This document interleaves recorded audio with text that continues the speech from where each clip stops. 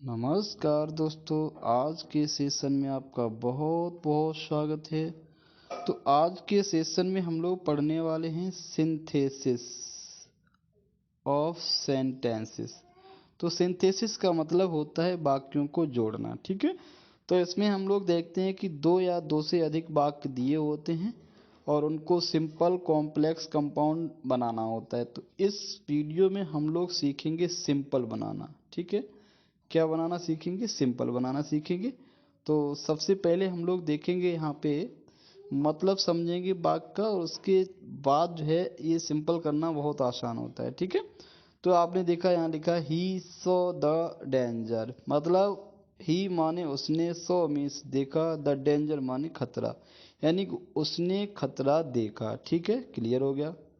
ही returned home, वो घर वापस आ गया।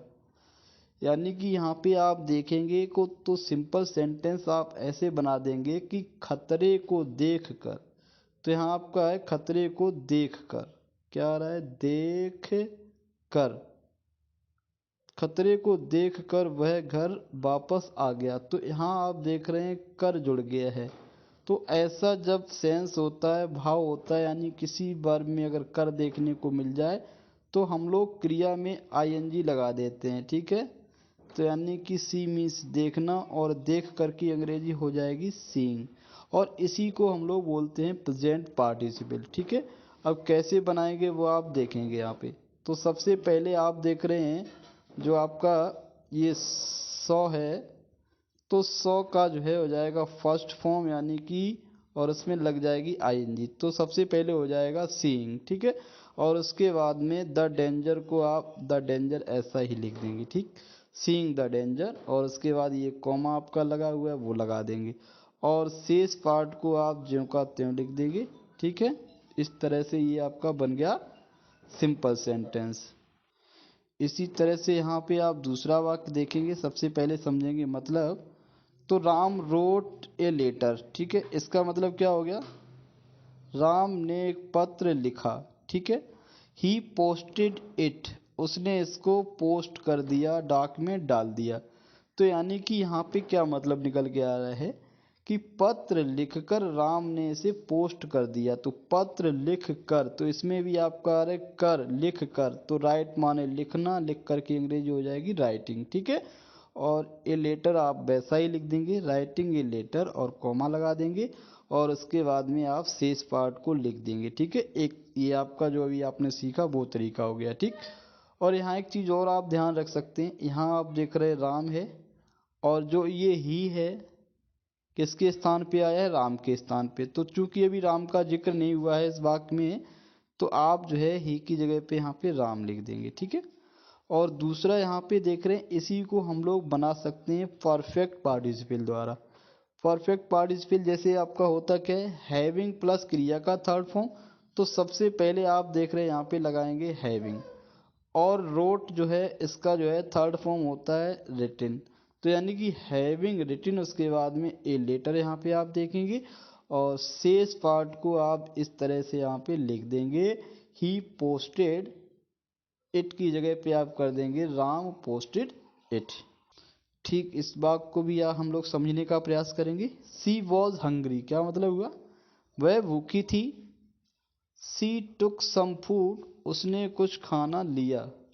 तो यहाँ आप देख रहे हैं अर्थ निकल रहा है, वह भूखी थी, उसने कुछ खाना लिया। तो निश्चित रूप से खाना उसने इसलिए ही लिया क्योंकि वो भूखी थी, ठीक है। तो यहाँ पे एक ऐसा सेंस निकलता है कि बीइंग हंग्री, यानी कि भूखा, भूखी होने की वजह से। तो जब ऐसा सेंस निकलता है तो यहाँ भी हम लोग क्या करते हैं, जो इजेम आर होता है या वॉज वर होता है, ये बी के रूप होते हैं। तो हम बी में आईएनजी किस तरह से लगाएंगे, यानी कि इजेम आर वॉज वर को पहले बी में चेंज करेंगे, और उसके बाद में यहाँ पे आईएनजी लगाएंगे, और उसके बाद में आप देख रहे हैं बीइंग हंग्री, ये आपने लिख ही दिया। और शी टुक सम फूड, इस पार्ट को आप ऐसा ही लिख देंगे, ठीक है। तो ये आपका इस तरह से बन गया। आगे बढ़ते हैं। अब यहाँ आप थोड़ा अलग देखने का प्रयास करेंगे। I can not help you, मैं आपकी मदद नहीं कर सकता हूँ। इस वाक्य का मतलब ये हो गया। आई एम पुअर, मैं गरीब हूँ।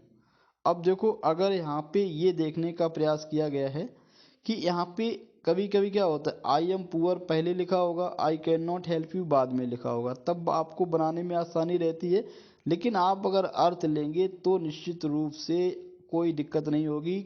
ये वाक्य हमारा आगे हो सकता है या पीछे हो सकता है, और ये पीछे वाला वाक्य आगे भी हो सकता है। तो आप कौन सा पार्ट पहले लिखेंगे वो ध्यान रखिएगा। तो आई एम पुअर यानी कि मैं गरीब हूँ, और इसलिए क्या है, मैं आपकी मदद नहीं कर सकता हूँ। तो यानी कि गरीब होने की वजह से या गरीब होने के कारण, तो ऐसा जब सेंस निकलता है तो हम बीइंग लगाते हैं। ठीक है, तो यहाँ आप देख रहे हैं जो आपका एम है, इसको ये बी का रूप है, तो हम इस तरह से यहाँ इस वाक्य को बीइंग लगा के बनाएंगे। तो बीइंग पुअर, और उसके बाद में शेष पार्ट को यहाँ पे आप देख रहे हैं इसी तरह से लिख देंगे, I can not help you. यहाँ देखेंगे, इट इज़ हॉलीडे टुडे, आज क्या है, आज हॉलीडे है, आज अवकाश है, आज छुट्टी है। I want go to college, मैं कॉलेज नहीं जाऊंगा। अब देखो, यहाँ भी सेंस निकल रहा है कि छुट्टी होने की वजह से आई वॉन्ट, यानी कि आज छुट्टी होने की वजह से मैं विद्यालय नहीं जाऊंगा। अब यहाँ पे देखो, एक आपका इट लगा है और यहाँ पे आई लगा है, तो दोनों सब्जेक्ट जब डिफरेंट हैं तो आप इट को हटाएंगे नहीं, तो सबसे पहले आप इट रख लेंगे, और इट के बाद में ये जो इज है इसको हम लोग बीइंग में बदल देंगे। ठीक है, तो यहाँ आप देखेंगे आपको मिलेगा इट बीइंग, और उसके बाद में हॉलीडे टुडे। और देख रहे हैं, इतना लिखने के बाद फिर एक छोटा सा यहाँ कॉमा लगाएंगे, और कॉमा लगाने के बाद में शेष पार्ट को आप ऐसा ही लिख देंगे। ठीक है, तो ये हमारा इस तरह से बन गया। लास्ट में और देखते हैं एक बात।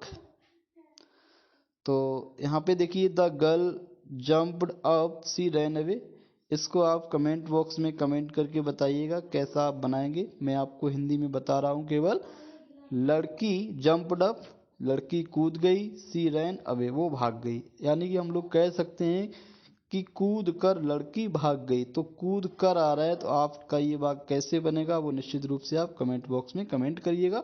और एक वाक्य ये देखिएगा, देखो इसमें हम देख रहे हैं कि 4 वाक्य एक साथ दिए हैं, इनको जोड़ के एक बनाना है। देखो, the hunter went to the forest, यानी कि इसका मतलब हो गया जो शिकारी था वो कहाँ गया, जंगल गया।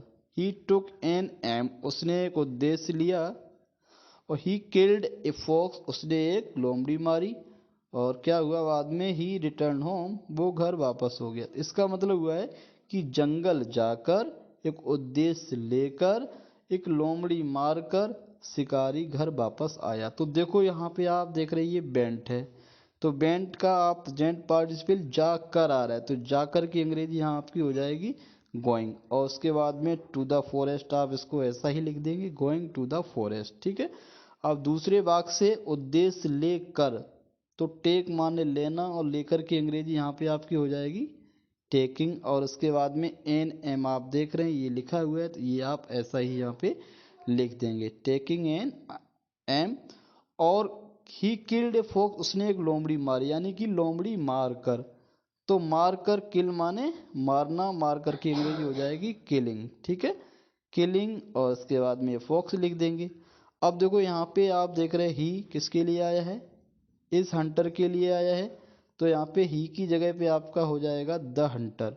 और उसके बाद में रिटर्न होम आप लिख देंगे, तो ये रिटर्न रहा, ये आ रहा आपका होम। तो इस तरह से ये वाक्य आपका सिंपल बन गया। तो ये सारे वाक्य सिंपल थे, तो इस वीडियो में हम लोग इतना ही देखेंगे।